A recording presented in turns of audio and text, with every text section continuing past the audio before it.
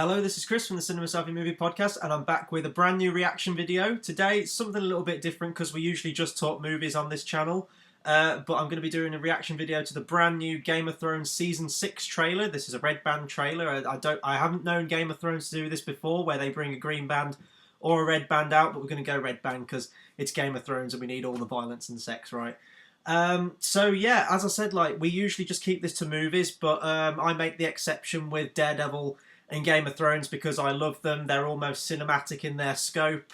So I don't know whether you'll see more TV reactions and stuff on the channel, because it'll probably just be whether there's a new Game of Thrones or Daredevil Marvel TV series out, something like that. But yeah, so my history with Game of Thrones, I have read all the books of A Song of Ice and Fire, but don't worry, I'm not going to give any spoilers away here. So when the show originally came out, I don't think I initially saw the physical release of it actually coming out. I think I caught it just as it was about to go into the second series, but I read the books all beforehand, so I remember I was reading the first book, got about 100 pages in and thought, yeah, I can start watching season 1 now. And season 1's first episode ended right up until page 100. So I put aside the show, read the book first, and then I was always ahead of the show all the way through to the point where now, if any of you guys have read the books too, we're still waiting on book 6 and 7, which is kind of weird because in the case of this show, the show has, in some respects, completely surpassed where the books have, finally got up to. And then in other respects, they're kind of doing their own thing at this point.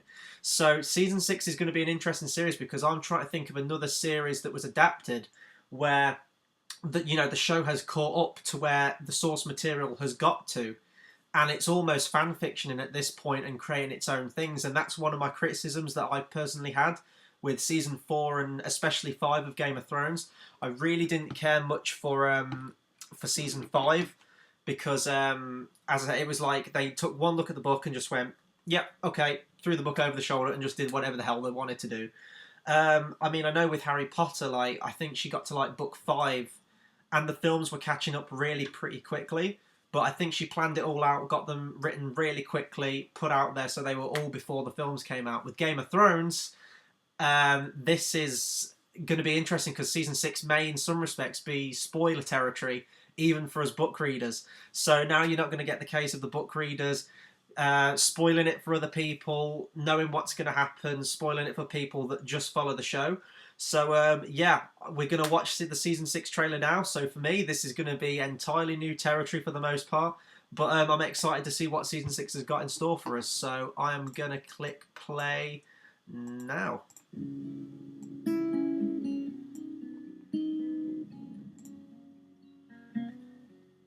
He's gone.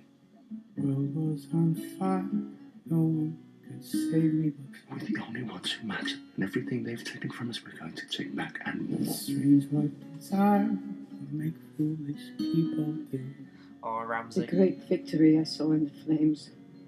All of it was a lie. What a wicked game you play. Make me feel this way. What a wicked thing to do.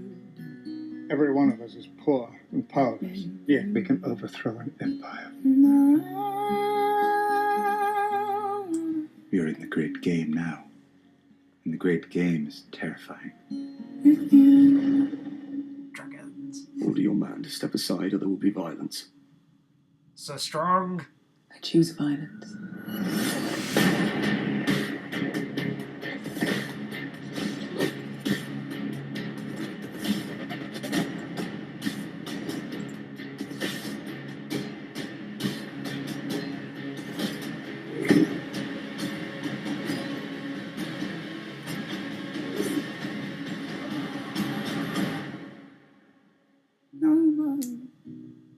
No. I've never been much of a fighter. Apologies for what you're about to see.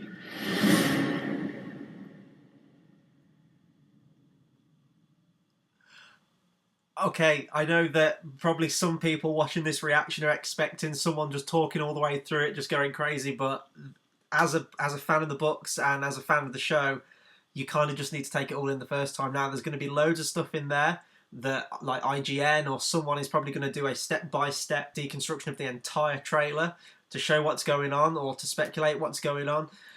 Things that stood out to me, finally seeing Sir Strong. Again, I don't want to ruin it because I don't think the show's outright said it, but the guy who Cersei picks as her champion, the guy all in the armour, I think the show's pretty much did a good job of hinting at who he is, but that's going to be insane if that pans out how I think it will. And then other stuff, Bran, we finally got Bran coming back. Bran wasn't in season 5, which was one of my complaints of that series, especially because he was one of the core characters all the way through, and then they just kind of dropped him just as he was about to get interesting. I think they could have still put him in season 5, that they cut out some of the scenes in Dawn, perhaps. I really didn't care for the Dawn scenes, by the way, but maybe if they'd trimmed a couple of scenes out here and there, you could have had some sort of like Empire Strikes Back scenes where Bran's training up with the Three-Eyed Raven. Even if he's just sort of learning the ropes and if it's just a back and forth discussion, it would have been something. I don't know if this trailer showed it off. It may have been one quick shot, but I know the Greyjoys are back this series. Greyjoys, for any of you book fans, are one of my favourite houses in the books, and they've really been sort of just treading water with the whole Greyjoy thing. Like, I don't think they've actually featured at all since like a couple of scenes in series 3. So we've had 2 full seasons without Greyjoys, and if any of you know, there is so much that goes on with all of that. Euron, Victarion Greyjoy, Yara as well. I know they call the Yara in the show. She's Asher in the books. This is turning into a book discussion. I'm sorry, but it's at this stage where you just got to keep comparing because they're doing just completely different things. And one of the shots of Bran that's interested me the most in this is where he has his visions, and we see the Night King again, who is the sort of White Walker Darth Maul looking character who featured in the last 2 series. I think he had that big attack at Hardhome. I think it was episode 8 of series 5, which was like the best just action scene Game of Thrones has ever seen since Blackwater. And in this one too, looks like there's going to be an actual battle scene, which is nice. When Game of Thrones can do a battle scene, even though it's for a TV, so it's sort of, I don't want to say limited budget, because the thing this show does with its budget is immense. It just looks completely cinematic, but it is sort of made for TV battle. You're not getting a sort of Helm's Deep from Lord of the Rings, The Two Towers in this show. But I thought Blackwater was fantastic, but most of the other times you can tell they've got budget restraints.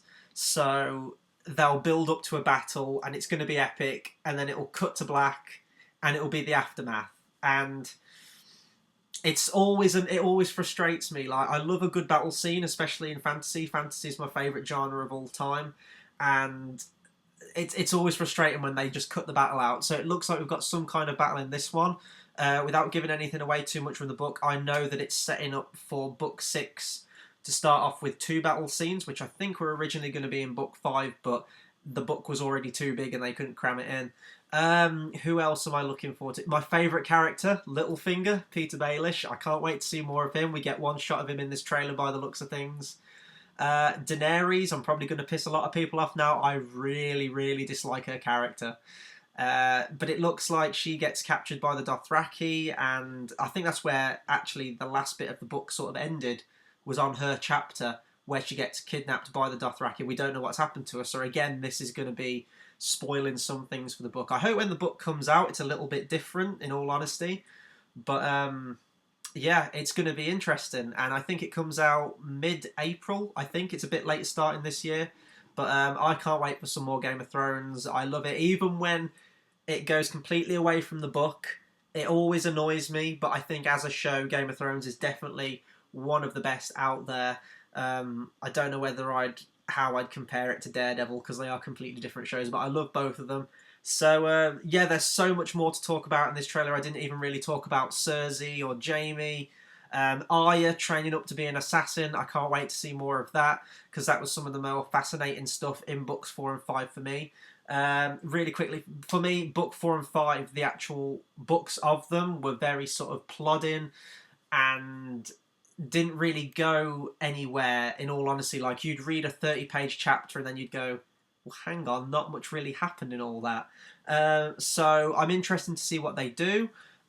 Be sure to comment and subscribe. Let me know what you thought of the trailer. If you're a book fan, If you've read them, if you're just a show viewer, just let me know. Let me know what you're excited for to see in season 6 or moving onwards. Any predictions, anything like that. Try and keep it spoiler free if you can, though, because I know that some people commenting on this video, if we get any comments, probably will have only watched the show.